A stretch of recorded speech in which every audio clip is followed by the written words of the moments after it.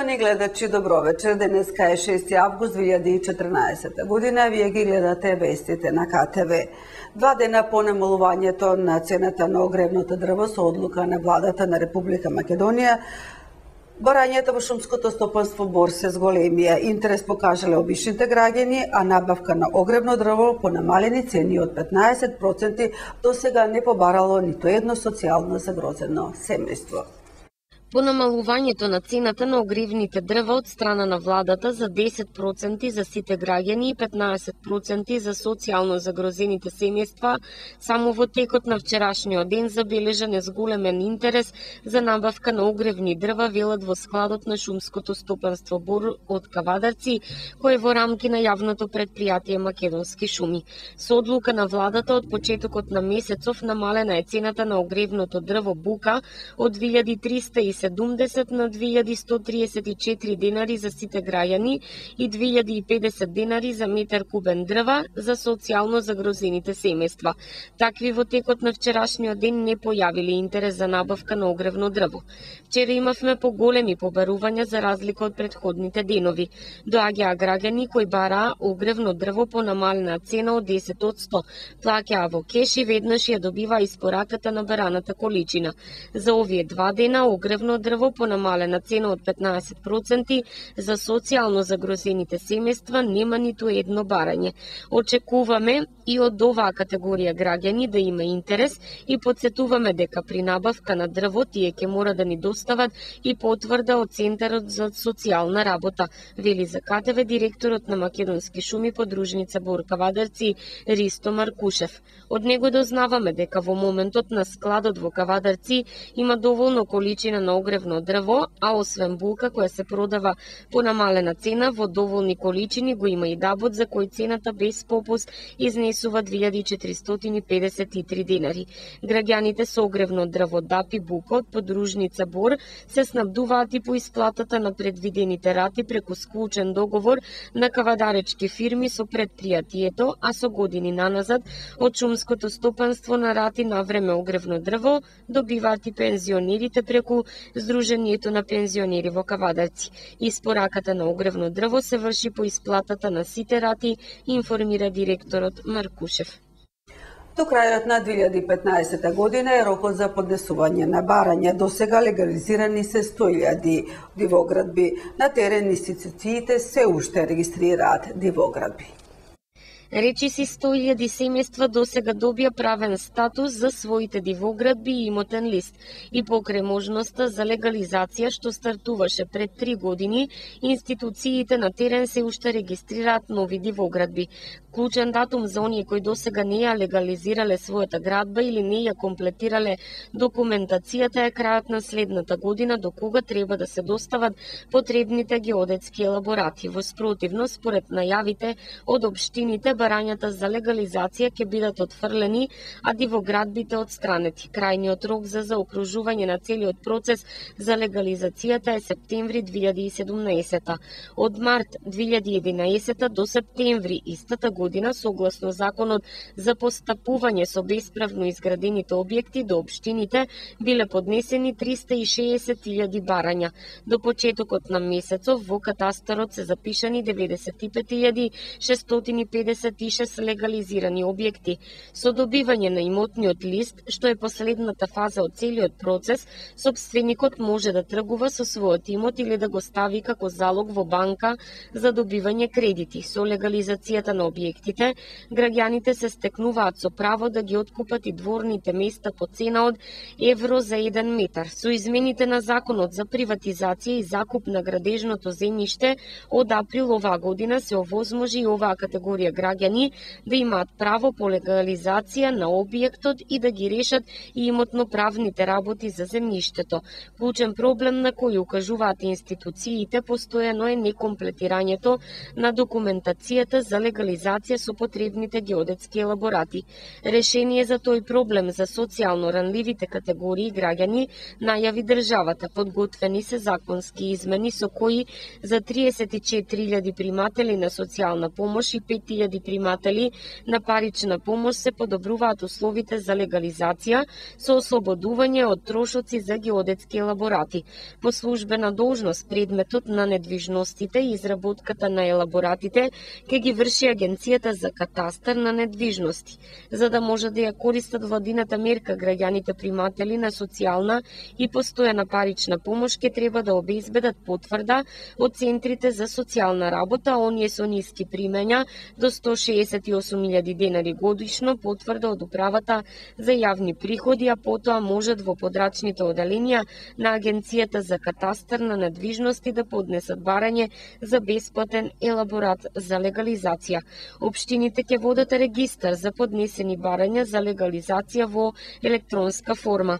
Лицата од социјално ранливите категории кои ќе ги легализираат објектите нема да го изгубат правото на социјална и постојана парична помош. Според податоците на Државниот завод за статистика, на територијата на Македонија лани се регистрирани 1275 бесправно изградени објекти.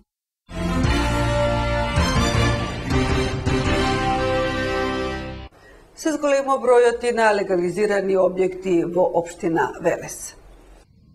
Над 3000 диво изградени објекти во Велес не можат да се легализираат. Нивните собственици, иако поднеле барање, се уште не го доставиле потребниот геодетски елаборат. Општинските служби и по неколку пати се обиделе да остварат контакт со нив, но тие не биле достапни. Или не се јавувале на телефонските броеви, или пак биле надвор од државата.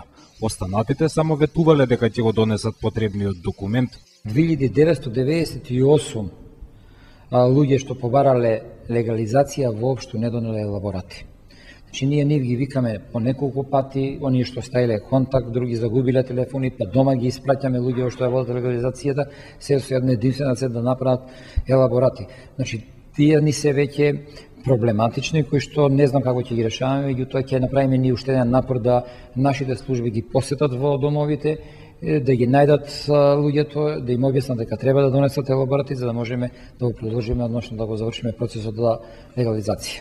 До сега во Велес легализирани 1550 бесправно изградени објекти, над 3000 пак се во процедура, вели градоначалникот Чадиев. Очекува дека до крајот на идната година процесот на легализација целосно ќе заврши.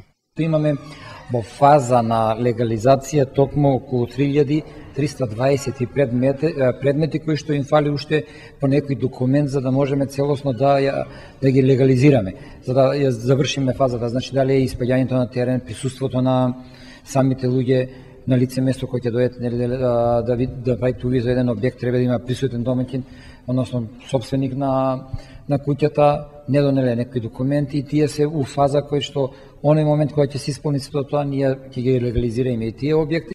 Во општина Велес беа поднесени скоро 8000 барања за легализација. Најголем дел од бесправно изградените објекти се куќи. Најголем број се куќи, доградби, помали така објекти кои што се направени, има и деломни објекти што се легализирани, меѓутоа претежно се 80-90% за домување од разен вид. Законот за легализација на дивоградби се спроведува веќе 3 години. Граѓаните имаа период од 6 месеци да поднесат барање за озаконување на бесправно изграден објект. Расте бројот на учесниците во собраќајот кои го искористиле европскиот извештај. Има и такви кои не веруваат, меѓутоа кампањите на полицијата го покажаа резултатот. Да се пополни европски извештај или да се повика полиција на лице место на сообраќајната несреќа е главната дилема на учесниците во некоја незгода по патиштата. Примената на европскиот извештај е овозможена од 2005 година како олеснителна околност за учесниците во несреќата, за полицијата, но и за осигурителните компании, но податоците на Агенцијата за супервизија на осигурувањето покажуваат дека свесноста на граѓаните да го пополнат од година во година се повеќе расте. Во 2010 година 37% во вкупно пријавените штети по основ на автоодговорност беа со европски извештај. Во 2011 година примената изнесува изгласуваше 42%. Во 2012 беше 42,6%, а во 2013 има малку поголем порас од 48,5% учество на штети со европски записник во вкупните пријавени штети од автоодговорност, велат од Агенцијата за супервизија на осигурувањето. Причините зошто граѓаните тешко се одлучуваат за европски извештај, според надлежните во агенцијата е што не можат да проценат колкава е материјалната штета предизвикана во незгодата, иако извештајот се пополнува само за мали штети без телесни повреди. Затоа честопати се случува учесник во незгода да повика полиција која е должна да излезе на лице место и да направи европски записник ако се утврди дека се исполнети условите за истиот, а тоа не е сторено од страна на учесниците, тогаш тој што ја повикал полицијата на увид ќе биде казнет со глоба од 250 евра. Европскиот извештај е регулиран со Законот за безбедност на сообраќајот на патиштата и со Законот за задолжително осигурување.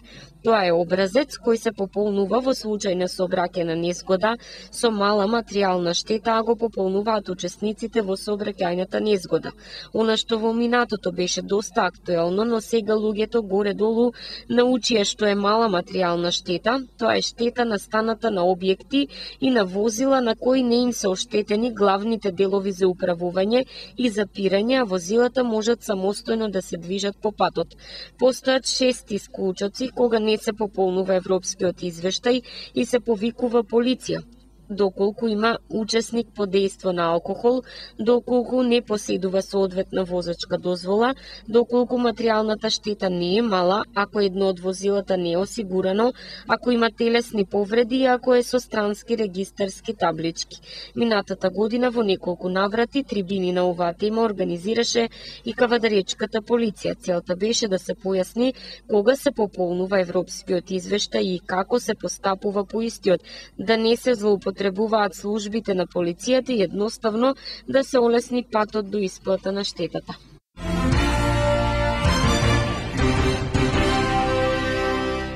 Од 1 до 7 август се одбележува Светската недела на доењето. Годинава со мотото "Доењето победничка цел за живот". Оваа година во светот и кај нас од 1 до 7 август се одбележува Светската недела на доењето. Оваа година ВАБА, Светската алијанса на акцијата за доење, ја координира Светската недела на доењето World Breastfeeding Week по 22 пат со теми кои одговараат на тековните милениумски развојни цели со потенцирање на важноста за зголемување на мерките за заштита, промоција и поддршка на доењето во агендата пост 2015 и со вклучување на што повеќе групи, организации и индивидуалци. Од 1 до 7 август оваа година ВАБА и лидерите на движењето за поддршка на доењето во над 175 земји во светот ја прославуваат Светската недела на доењето со слоганот "Доењето победничка цел за живот", истакнувајќи дека постигнувањето на милениумските развојни цели, особено МРЦ-4, редуцирање на смртноста кај децата и МРЦ-5, подобрување на мајчиното здравје, бара рано, ексклузивно и продолжено доење. Доењето треба да биде заштитено, промовирано и поддржано од сите нас. Ексклузивното доење и адекватната комплементарна исхрана се вклучните интервенции за подобрување на преживувањето на децата и за потенцијално редуцирање на смртноста кај децата под 5 години за околу 20%. Раното и ексклузивно доење ја подобрува негата на новородените и го редуцира неонаталниот морталитет. Во текот на изминативе 5 до 10 години, 23 земји во светот регистрираа зголемување на стапките на ексклузивното доење за 20 или повеќе процентни поени. Во Македонија Светската недела на доењето 2014 се одбележува истовремено со глобалното движење, со активности организирани од страна на невладината организација Лулка, Сдружение за грижа и едукација на бремени жени, мајки и деца и во здравствените институции. Иако во последните 14 години постепено бројот на остовците се намалува во општина Велес, годинава таму новата учебна година ќе стартува со 20 првооделенци повеќе за разлика од минатата година. Во Велес за 14 години бројот на ученици основци е намален за 2123, но годинава ќе бидат запишани 20 првооделенци повеќе во споредба со лани. Од секторот за образование при општина Велес информираат дека во учебната 1999-2000 во Велес имало 6678 основци, а тој број во изминатата учебна година бил намален и изнесува вкупно 4555 ученици. Намалувањето е драстично изразено за овие 14 години, потенцираат оттаму. Споредено со 1999-2000 и 2003-2004 година во Велес има намалување за 912 ученици основци, а споредено со 2006-2007 година бројот е намален за дури 1627 ученици основци. Сепак посочуваат од секторот за образование последните неколку години има мало зголемување на бројот на превачиња, што се должи на владината мерка на трето и четврто дете. Веќе неколку учебни години оваа бројка не се намалува. Во новата учебна 2014-2015 година од десен ќе има 550 првачиња, што е за 20 првачиња повеќе споредено со лани. Во последниве неколку години бројот на првачиња во Велес е околу 550.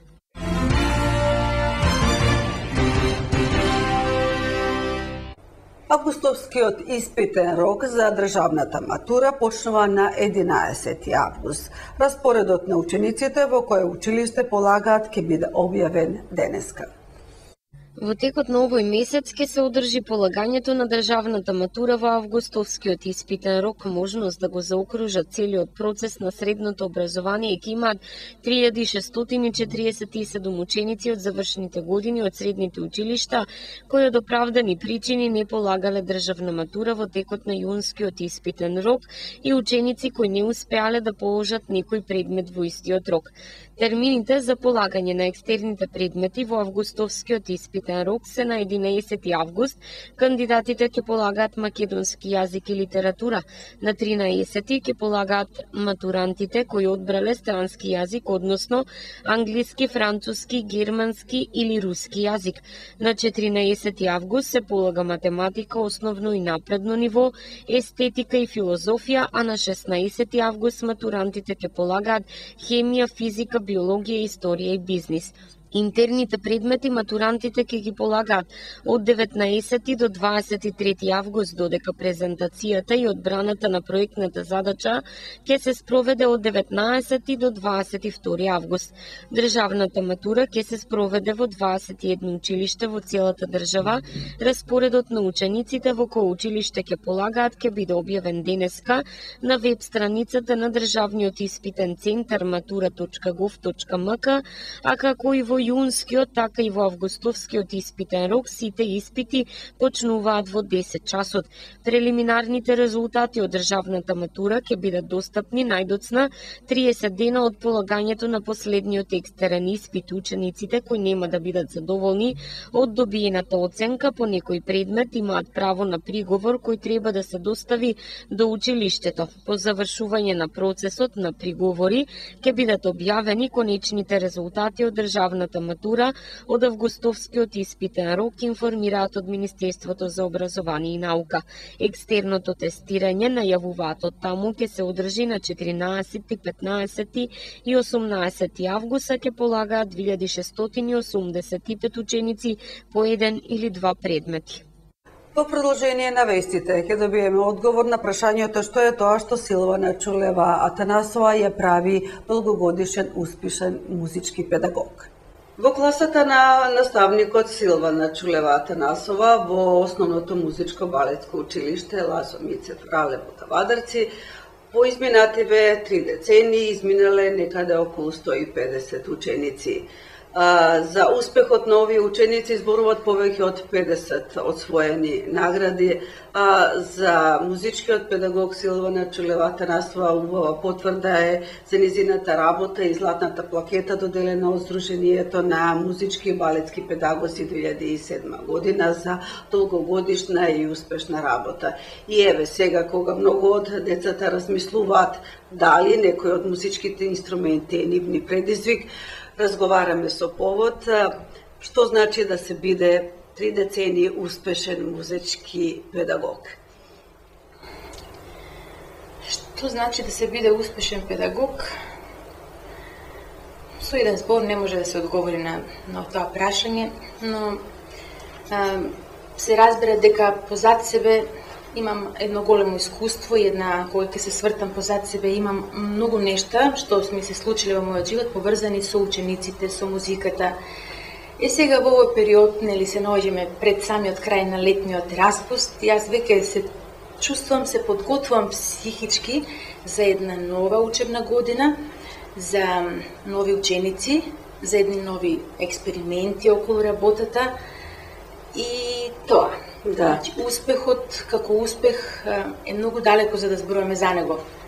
Патот до успехот е многу важна работа и многу долг пат.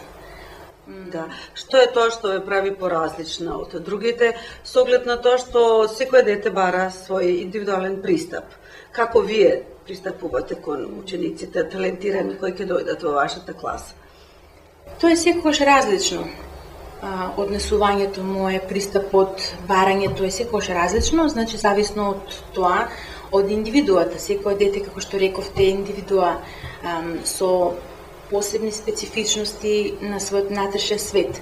И јас како педагог и благодарение на индивидуалната настава во мојата професија, имам многу близок и директен однос со учениците и се наоѓам на една таква позиција од која можам да ги пронајдам нивните квалитети. Секој дете има своји квалитети и понатамо да ги хранам, да ги одгледувам, да ги водам по еден пат кон успехот и таквите нивни квалитети можеби еден ден ќе станат обележи на нивната личност.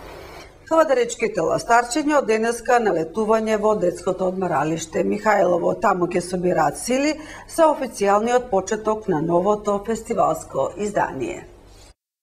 Од денеска во детското одмаралиште Михајлово заслужено ќе одмараат кавадаричките ластарчиња, за да нема забуни. Тоа се најмладите кои годинава на Кавадарци, градот на виното и грозјето, му подарија уште едно богато фестивалско издание со над 50 хитови собрани во второто издание на детскиот фестивал Ластарчиња.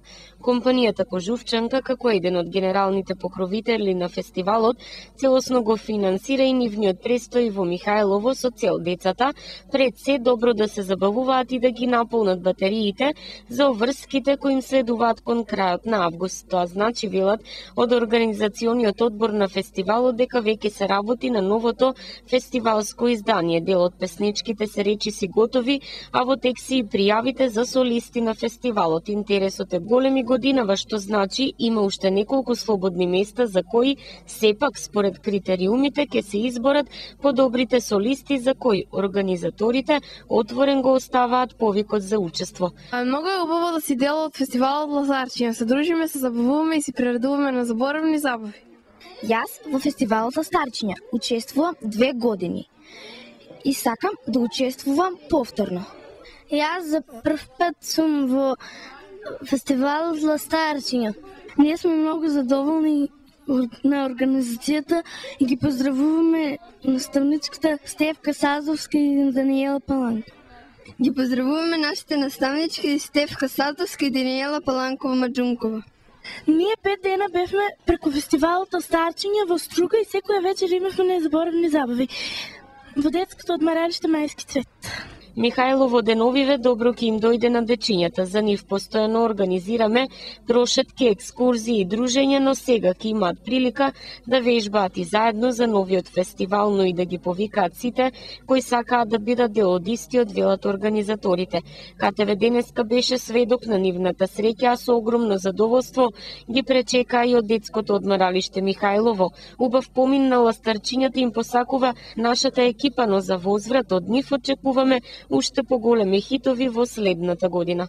Ова е една од многобројните екскурзии кои што ние организаторите ги организираме за децата солисти учесници при фестивалот Ластарчиња.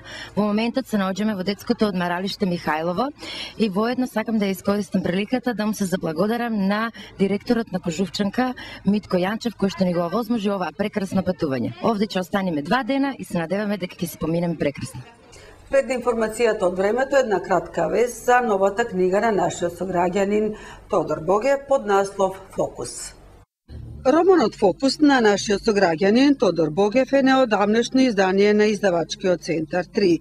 За него новинарот Билјана Велковска во излогот на книги на културното капче на дневниот весник Вест ќе напише: стожерен лик во романот е електроничарот со иницијал Т, кој живее во некој град во внатрешноста на Македонија. Користики се само со иницијалот, Богев го гради ликот на електроничарот постепено со секоја нова глава, доволувувајќи по еден аспект од неговиот живот, но и ја нагласува неговата универзална димензија. Напорот да се осознае внатрешниот свет и да се дојде во допир со својата духовност, при тоа борејќи се со тривијалностите на животот, го прави електроничарот парадигма на современиот човек што се бара себе си. Пишува прецизно и одмерено, романот говори за фокусот на светот, а за секој од нас тоа е сепак посебна работа, затоа што фокусот на нашиот свет сме самите ние. Промоцијата на книгата Фокус во Кавадарци се очекува да се случи наскоро.